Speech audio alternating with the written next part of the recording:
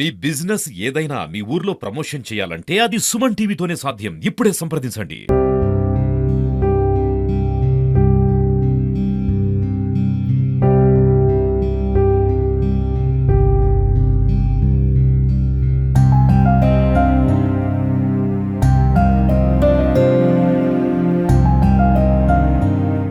జిల్లాలోని నంగనూరు మండలంలో దారుణ ఘటన చోటు చేసుకుంది.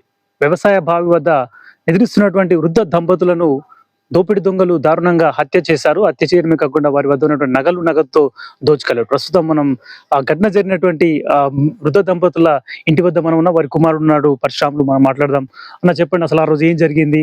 అసలు ఆ రోజు ఏం జరిగింది? మీ పోయేవారికి ఏ విధంగా ఉండే పరిస్థితి? మేము పొద్దున పోయేసరికి దర్వాజా పెట్టుకొని ఉన్నారు. రెగ్యులర్ గా పోయే టైంలో నేను ఒక్కొక్క రోజు డోర్ తీయరు, రోజు తీస్తారు. ఈ రోజు తీయలేదంటే కొద్దిగా ఒక 5 నిమిషాలు ఆగి వెనక తీసిన తర్వాత పోయి చూసినాను. ఆ కిటికీలోంచి చూసేసరికి మా డాడీ పండుకొని ఉన్నాడు. అయితే పక్కపంటి మా బావి పక్కపంటి ఇంకో ఆయన ఉంటే ఆయన పిలిచిన బాలే అనే అతన్ని, ఆయన వచ్చింది. ఆయన కూడా పిలిచిండు, లేవపోయేసరికి గడ్డపార ఉంటే తీసుకొచ్చి డోర్ పక్కపంటి ఇటుక వాళ్ళగొట్టి డోర్ తీసి చూసినాం. మా డాడీ చల్లగా అయిపోయాడు. పోలీస్ కంప్లైంట్ ఇద్దామన్న ఆలోచన కూడా నాకు రాలేదు. అయితే పెద్ద మనిషి దగ్గర చనిపోవచ్చు అనుకున్నాను నేను. తర్వాత ఊర్లోకి తీసుకొచ్చిన తర్వాత ఎస్ఐ సారు ఇట్లా వెళ్ళొచ్చి, బాబు ఖచ్చితంగా పోస్ట్ మార్టం చేయాలి, ఇట్లా నీ మీదకి కూడా వస్తుంది మరి రేపు పొద్దుగాల అంటే, సరే సార్ మీరు ఏది చెప్పినా ఏంటా అని చెప్పేసి చెప్పని పోలీస్ స్టేషన్ తీసుకుపోయి అంటే పోస్ట్ మార్టం చేయగానే ఇట్లా మర్డర్ అయ్యారు మీ వాళ్ళు, బంగారం పోయింది ఫలాని గిట వస్తువులు అంటే. తర్వాత ఏమైందంటే ఏం బంగారం పోయిందో వాళ్ళు నన్ను అడిగితే గిట సంగతి సార్, మా డాడీది మొలతాడు పోయింది, మా అమ్మ కమ్మషేర్లు పోయినాయి, మరి వాళ్ళకి గుర్తుపడతామని అడిగారు. గుర్తుపడతా అని చెప్పిన. అది గుర్తుపడతా అని చెప్పిన తర్వాత అవి ఒక వస్తువు తీసుకొచ్చి చూపించారు. ఇది కరెక్టే అని చెప్పిన. వాళ్ళు ఇంతకుముందు నీకు పరిచయం ఉన్నారు, నాకు ఎలాంటి పరిచయం లేదు, ఎవరు తెలియదు సార్, నేను పని చేసుకుని పోతా. ఆ ఒక్కరోజు నైట్ నేను పోలేదు. రెగ్యులర్ గా 11 గంటలకు 12 గంటలకు వెళ్తాను, నాకు కోళ్ళ ఫారం ఉంది కాబట్టి. ఆ ఒక్కరోజు పోలేదు. తెల్లారగా లేట్ అయిపోయేసరికి మా నాన్న అమ్మ చనిపోయినారు. పోస్ట్ మార్టం రిపోర్ట్లో తేలింది. ఈ సార్లు సహకరించి మాకు వాళ్ళని తీసుకుపోయి జైలు వేసిర్రు. జైలు వేసుడు కాకుండా వ్యవసాయ బావుల దగ్గర ప్రతి ఒక్కరు ఉంటారు విలేజ్లలో. ఏదైనా ఇట్లాంటి సంఘటన జరిగినప్పుడు అట్లాంటి దోపిడి దొంగలను ఇమీడియట్లీ వాళ్ళకు ఉరి శిక్షణ, కాల్ చేయడం ఏదైనా చేయాలి. ఎందుకంటే ఎనీ టైం బైకాడికి పోతాం, ఇంటికాడికి పోయినట్టే బైకాడికి పోతాం. మేము రోజు పొద్దున్న లేస్తే మేము చేసే మనలో చిన్న చిన్న దొంగతనాలు చూసాం, కానీ మన గ్రామంలో ఇప్పుడు దాడి చేసి చంపడం ఇట్లాంటి ఘటనలు ఎప్పుడైనా చూసారా మీరు? ఇదే ఫస్ట్. ఇట్లా దాడి చేయడం ఫస్ట్, ఆ దొంగతనం చేసి చంపడం అనేది ఫస్ట్. దాడులు జరుగుతున్నాయి, కామన్ కొట్లాడ పెట్టుకుంటూ బయల కాడ గెట్ల కాడ కొట్లాటలు పెట్టుకుంటారు, కానీ చంపడం అనేది ఫస్ట్. వీళ్ళకు సంబంధం లేదు, మాకు సంబంధం, వాళ్ళు అసలు ఎవరో కూడా మాకు తెలియదు. అట్లాంటి పరిస్థితుల్లో ఆ బంగారం ఎత్తుకపోయి ముసలం కాపా ఇచ్చినా కానీ సపరేట్గా నాతోనే ఇంటికి వచ్చి ఇంటికన్నా చదువుకున్నటువంటి నా తల్లిదండ్రులు అనేది నాకు ఒకటే బాధ. ఇది జరిగినందుకు మళ్ళీ ఇది ఇట్లాంటి రిపీట్ కాకుండా వీళ్ళను కాల్ చేస్తే ఇంకా వేరే వాళ్ళైనా మారుతారు, ఏమైనా చేయాలనుకున్నారని నా ఆలోచన. దొంగతనానికి పాల్పడ్డారంటే వాళ్ళు ఎంత కావాలి? డ్రగ్స్ కానీ ఇట్లా గంజాయి కానీ అట్లాంటి తీసుకుని ఉంటారు, లేదా మందు బాగా ఫుల్ తాగి ఉంటారు. పోలీసులు ఏం చెప్తున్నారు? పోలీసులు ఏం చెప్తున్నారు, వాళ్ళు ఆల్రెడీ నైట్ టైంలో వాళ్ళకి కనిపించాడు పెట్రోల్ ఇంకొచ్చే టైంలో. వాళ్ళు అడిగితే వాళ్ళ సమాధానం ఏం చెప్పారు, ఒక అతను పెళ్లి పోయినా అని చెప్పిండు, ఇంకొక అతను బైక్ అడిగి వచ్చినామని చెప్పిండు, ఇంకొక అతను ఉష్క ట్రాక్టర్ కానీ వచ్చారు. ముగ్గురు సమాధానం అడ్డదిడ్డంగా ఉండేసరికి వాళ్ళ ఫోటోలు వాళ్ళ వివరాలు తీసుకొని ఇక్కడ ఈ ఏరియాలో ఎవరెవరి ఫోన్లు తిరిగినాయి, ఎవరెవరు వచ్చారని చెప్పేసి వాళ్ళ ఫోన్ ట్యాపింగ్ దగ్గర దొరకబట్టి మాకు చెప్పడం జరిగింది ఈ విషయం. నీకు ఎంతమంది అన్నదమ్ములు, నీకు ఎంతమంది అక్క చెల్లెలు, తల్లిదండ్రులతో నీకు ఎట్లా ఉండేది అనుబంధం? ఒక అక్క, ఒక చెల్లె, నేను, మేమందరం బాగానే ఉంటున్నాం. కాకపోతే చిన్న చిన్న మనస్పర్ధల వల్ల దూరమైనా తిట్లాడుకోలే. తర్వాత కూడా మళ్ళీ కలుసుకున్నాం, పెళ్లిళ్ళకి అన్నిటి కలుసుకుంటాం మేము. ఇదైతే బాధ విషయం, బాగా నాకు ఏడుపు వస్తుంది.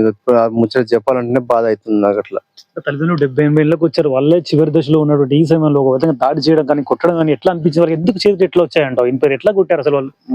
నాకు తెలిసి మా అమ్మ అయితే గట్టిగా మాట్లాడుతుంది, విలేజ్ లో కూడా గట్టిగా మాట్లాడుతుంది, ఎవరినైనా అటకాయిస్తుంది. ఇట్లా ఏదైనా తప్పు ఉంటే గట్టిగా మాట్లాడుతుంది. అయితే నాకు తెలిసి ఏమనుకుంటున్నా అంటే మా అమ్మను ఒకవేళ మాట్లాడి, నువ్వు నాకు తెలుసు బిడ్డ అని నా కొడుకు చెప్తా అన్నట్లనే జరిగిందేమో అని నాకు అనిపిస్తుంది. ఫస్ట్ నుంచి కూడా నేను అదే ఆలోచనలో ఉన్నాను.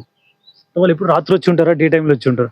డే టైంలో ఎప్పుడైనా రావచ్చు, ఎందుకంటే ఆడ బయ దగ్గర ఉంటారు కాబట్టి ముసలోళ్ళు కదా, వాళ్ళకి తెలియదు అనుకుని చెప్పేసి ఎప్పుడైనా వచ్చి కూడా వాళ్ళని ఎంక్వైరీ చేసుకొని వీళ్ళు వాళ్ళ ప్రపోజల్లో వాళ్ళు చూసుకున్నారా అని ఒక డౌట్ నాకు. అట్లా అయ్యేపటికీ ఈ మీద నుంచి లోపలికి దిగి లోపల అది ఉన్నా అని వాళ్ళకి తెలియదు కదా, అదే నా ఆలోచన. ఇప్పుడు ఒంటరిగా ఉండేటువంటి వృద్ధులు కావచ్చు, ఊళ్ళల్లో చిన్నారులు, వాళ్ళందరిపైన ఎట్లాంటి భద్రత పరంగా ఎట్లాంటి సమస్యలు వస్తే ఎట్లా, వాళ్ళ పరిస్థితి ఏంటి, భద్రత పరంగా ఎటువంటి చర్యలు తీసుకోవాలంటారు? అట్లా చెప్పాలంటే ఇప్పుడు చర్యలు తీసుకోవాలంటే ఇప్పుడు ఈ సంఘటన జరిగింది కాబట్టి ఇమీడియట్లీ కాల్ చేస్తే ఇంకోడు అట్లాంటి చర్య తీసుకోవడం వచ్చే అవకాశమే ఉండదు, నా ఆలోచనకు అట్లా.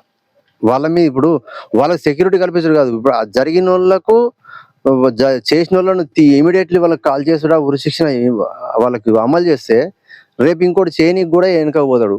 మనం కొత్త వానికి సెక్యూరిటీ కల్పించినట్టు ఈ వీళ్ళని జరిపేస్తే అట్లా నా ఆలోచన. మనం చూసుకోవచ్చు నంగనూరు మండల కేంద్రానికి చెందినటువంటి ఆవుల కొమరయ్య భూదవులకు సంబంధించినటువంటి కుటుంబం వీరిపైనే దోపిడీ దొంగల ముఠ ముగ్గురు బతిపడే ప్రాంతం చెందినటువంటి ముగ్గురు దొంగలు వారు ఇప్పటికే మద్యంతో పాటుగా ఫుల్గా వారు ఆ మద్యం తీసుకున్నట్లుగా కూడా పోలీసులు గుర్తించారు. వారు మద్యం మత్తులో గత కొన్ని రోజులు రెక్కి నిర్వహించి వీరిపైన ఒంటరిగా ఉన్నటువంటి వృద్ధ దంపతులు టార్గెట్ గా చేసుకుని వారిపైన దాడి చేయడమే కాకుండా వారి వద్ద నగదు దోచుకెళ్లి వారి ఇద్దరు వృద్ధులను వారు దారుణంగా కుట్టి చంపారు. ఆ వృద్ధురాలి కోడలు మన దగ్గర ఉంది. అమ్మ చెప్పమ్మా, అసలు ఆ రోజు ఏం జరిగింది, నువ్వు అప్పుడు నీకు ఎప్పుడు ఈ విషయం తెలిసిందమ్మా? నాకు తర్వాత తెలిసింది సార్. మేము పోయేసరికి చాలా మంది ఉన్నారు. నేను స్కూల్లో ఉంటా పోతా, ఫోన్ చేస్తే నేను పోయేసరికి చాలా మంది ఉన్నారు. మాకు అప్పటికే అవుట్ ఫీల్ అయింది సార్. బాధ అనిపించింది బాగా. ఎట్లా ఉండదమ్మా మీ అత్త మామలతో నీకు అనుబంధం? మంచిగానే ఉన్నాం సార్. తిట్టుకున్నా నేను అన్నం పెడుతుంటే అందరం మంచిగానే ఉన్నాం. ఎంత తిట్టుకున్నా మళ్ళా అన్నం నేను పెట్టని తినకపోతుడు సార్ వాళ్ళు.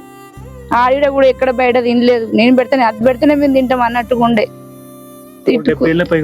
వాళ్ళే చివరి స్టేజ్ లో ఉన్నారు. వాళ్ళపైన లెక్క ఉండే సార్. బావి దగ్గర ఉన్నా, ఇంటికాడ ఉన్నా, ఎటు పోకురా అట్లరా ఇట్లా తిట్టినా కూడా మళ్ళీ నా పిల్లలు రారా అని పిలుస్తుండే సార్. మేము బావి దగ్గరికి పోయినా, రూమ్ కాడ ఫారంలోకి పోయినా మా వెనకనే వచ్చి చూడు కూర్చుంటాం, బిడ్డ పని చేసుకోరు అన్నట్టుగా మాకు ఆదరవు లెక్క ఉండే సార్. బాధ అనిపిస్తాను. వాళ్ళే ఆధారపడే పరిస్థితులు వాళ్ళపై దాడి ఎట్లా వచ్చే చేతులు వెనకటి వాళ్ళు కదా గట్టిగా ఉన్నారు. మాకింత ధీమా లెక్క వాళ్ళు మస్తు పాపం పని చేసారు సార్. ఎంత అల్లడిచ్చిర్రో వాళ్ళు పోతుంటే. వాళ్ళే ముసలి వాళ్ళపైన దాడి చేస్తూ ఉండే. ఎట్లా అనిపించింది అంత చిన్న ఆ ఏజ్ లో, ఆ ముసలి ఏజ్ లో వాళ్ళపైన ఎట్లా వాళ్ళకి ఇక బాధపడవచ్చు సార్. ఎంత అవస్థ పడ్డారో. అమ్మడొకటి ఎట్లా చేతులు వచ్చినాయో మాకే అసలు తలుచుకుంటేనే అసలు నిద్ర పడతలేదు సార్. వారం నుంచి అసలు ఈ 5 రోజుల నుంచి నిద్ర కూడా మేము పోవట్లేదు. బాధగా ఉంది. వృద్ధులు కావచ్చు, చిన్నారుల ఇట్లా దాడులకు పాల్పడే మన మనలో ఎప్పుడు చూడలేదు ఇట్లాంటి దోపిడీ. అప్పుడు నా చిన్న పిల్లలు పోతారు. నేనైనా మధ్యాహ్నం రాగానే ఉరుకుతా బండేసుకొని ఎండనక నీడనక. కానీ భయం ఉంది సార్. ఇప్పుడు పోవాలంటే కూడా మాకు గజగజ వణుకుతాయి కాలు రెక్కలు. మేము నైట్ ఫుడ్ అయినా పోయినాం, వాళ్ళు ఉండగలుగుతాడ ఉన్నారు కదా మా అత్త మా అన్న ధైర్యం మీద పోయినాం సార్ మేము. కానీ వాళ్ళని ఏదన్నా ఒకటి చేయాలి సార్. లేకపోతే ఇక చాలా బాధ అనిపిస్తుంది. రేపు ఇంకో వాళ్ళకి కూడా అట్లా కావద్దు సార్. అది ఒక్కటే మేము చేసేది అంతే. వృద్ధుల మనమడ నుండి చెప్పమ్మా, మీ అమ్మ తాతనికి ఎట్లా ఉండేది, వాళ్ళ అనుబంధం వాళ్ళు లేకుండా నువ్వు ఎట్లా ఉందమ్మా నీకు? మా నాన్నమ్మ గిట్ల లేకపోతే నాకు చాలా బాధ అనిపిస్తుంది సార్. ఎట్లా వాళ్ళు నీకు ఎట్లా చూసుకునే వాళ్ళు, వచ్చేటప్పుడు కానీ పోయేటప్పుడు కానీ ఎట్లా ఉండదు? అట్లా కాదు ఇట్లా మంచిగా చెప్పేటోళ్ళు సార్. అట్లా రోడ్ పంటి స్పీడ్ గా పోదు, స్లోగా పోవాలి, బండి నడుపుతున్నావుగా అన్నాడు సార్. ఎప్పుడన్నా ఇక్కడ నుంచి మా మమ్మీని ఏడవక అని చెప్పి మా మమ్మీని చెప్పమాట సార్. మా మమ్మీ చాలా ఏడుస్తుంది సార్. మా నాన్నమ్మ మా తాత వేరే కాంచి. ఇంకా ఊరి పెద్ద మనిషి ఉన్నాడు చెప్పండి, అసలు ఇట్లాంటి ఎప్పుడు చూసారా మన ఏరియాలో ఇట్లాంటి దోపిడి దొంగలు ఇట్లా దారుణాలకు పాల్పడడం? పోయే వారికి ఇప్పుడు చూడలేదు సార్. ఇదే ఫస్ట్ నా జీవితంలో చూస్తాను. ఇద్దరు ఒకసారి చనిపోయారంటే ఇదే ఫస్ట్ సార్. ఇలాంటి వ్యవహారం చేయకూడదు, తప్పు. అది చాలా వ్యవహారం చేయకూడదు సార్, ఇది తప్పు. మనకు కూడా ఇప్పుడు గ్రామాల్లో ఈ విధంగా ఒంటరిగా ఉంటే వాళ్ళ పరిస్థితి ఏంటి? దోపిడి దొంగతనం సార్, అది ఒక్కలు ఉంటే ఎంత ఇబ్బంది. ఒక్కలు ఉంటే ఒక ఇబ్బంది, అంటే ఒక ఇద్దరు ఉంటే అది వేరు ఉంటాయి. ఒక్కలు ఉంటే వాళ్ళని కుక్క బతికే. కానీ ఇలాంటి పనులు చేస్తే చాలా తప్పు సార్. అది కరెక్ట్ కాదు, అది నచ్చలేము సార్. వృద్ధ తల్లిదండ్రుల కుమారుడు ఉన్నాడు చెప్పండి, అసలు ఎట్లా ఉండే మీ తల్లిదండ్రులతో నీకు అనుబంధం? వారు లేనటువంటి రోజు నీకు ఎట్లా అనిపిస్తుంది? వాళ్ళు లేకపోతే నాకు నిద్ర పడతలేదు. బయ దగ్గర పోయినా భయంగా, నాకు ఏదో రేపు వాళ్ళు ఏమన్నా నన్నేమన్నా చేస్తారేమో అని బాధగా ఉంది. నేను ఎటు పోయినా వచ్చినా రాకుండా సాయంత్రం పొద్దున కంపల్సరీ తోపంటే వాళ్ళంటే నా కొడుకు ఫోన్ చేయాలి, పొద్దున నుంచి బయటకి రాదే అనే పరిస్థితి. ఇప్పుడు అట్లా నాకు ఫోన్ చేసేటోళ్ళు కూడా ఎవరు లేరు, మాట్లాడిపిస్తోళ్ళు ఎవరు. నువ్వు ఎటు పోయినా అని అడిగేటోళ్ళు లేకుండా నాకు బాగా ఏడుపు వస్తుంది. మీ తల్లిదండ్రులు ఎందుకు టార్గెట్ చేశారు? వారు అంత మంది ఉండగా కూడా వాళ్ళు అంటే ఒంటరిగా ఉంటారని గమనించారు. రోజు ఎప్పటి నుంచి ప్లాన్ చేసుకుని ఉంటారు వాళ్ళు? కావచ్చు సార్, ఎందుకంటే నేను ఈ వాళ్ళని ఎప్పుడు చూడలేదు. మళ్ళీ ఒకటి ఏంటంటే మా అమ్మ తోపంటే ఎవరన్నావు అని ఇక రా బిడ్డ అని పిలిచి ఇస్తుంది. అప్పటి నుంచి కూడా అంతే. వాళ్ళు ఏదైనా చెప్తే వాళ్ళ ముచ్చట ఉంటుంది, ఈమె ముచ్చట మొత్తం వాళ్ళు ఎప్పుడైనా చూసిరని నాకు అదే డౌట్. వాళ్ళు మొత్తం తాగి ఫుల్ గంజాయి కానీ అట్లాంటి తీసుకుని ఉండి ఉంటారు అనుకుంటున్నారు. వాళ్ళు మధ్య మొత్తంలో కానీ మొత్తం దొంగతనాలు అన్ని పాల్పడడం వచ్చి పని చేతగా ఇలాంటి పనులు చేసి ఉంటారు. కావచ్చు సార్. ఇంతకుముందు అయితే మామూలుగా ఇలా ఇప్పుడు ఈ మర్డర్ చేసిన వాళ్ళ వల్ల, మా అమ్మ నాన్న చంపిన వాళ్ళ వల్ల నంగనూరుకు సంబంధించిన చుట్టాల వ్యక్తి ఆయన ఇంతకుముందు కూడా 5-6 కేసులు ఉన్నాయని తెలిసింది. ఇక్కడ మా ఇంటి దగ్గర ఇక్కడ కిరాయికుంటుండే కొద్ది రోజులు చెప్పుడు చాలా చిన్నగా ఉన్నప్పుడు అతను నేను చూడలేదు. అప్పుడు కూడా చూడలే, ఇప్పుడు కూడా చూడలే. ఒకవేళ అదే ఆలోచన కొద్దీ అప్పటిది ఆలోచన పెట్టుకుని ఇప్పుడు వచ్చి చంపొచ్చు అని నాకు ఇట్లా అనిపిస్తుంది. వృద్ధంతో వాళ్ళు మృసులు కదా, వాళ్ళపైన కట్టెలతో కావచ్చు, ఇనుప రాళ్లతో కొట్టారు కదా, ఆ ఏజ్ లో వాళ్ళకి ఎట్లా అనిపించారు? రక్తమైన పడింది అక్కడ. ఎలాంటి రక్తం లేదు, అసలు గోటి ఘాటు కూడా లేదు వాళ్ళ పే మీద, ముఖం మీద గానీ మెడల మీద గానీ ఎలాంటి గోటి ఘాటు కూడా కనపడలే మాకు. గొంతు పిసికి చంపారా, ఊపిరాడకుండా మా అమ్మనేమో ఇది మంచానికి ఎత్తేసి కొట్టిరట.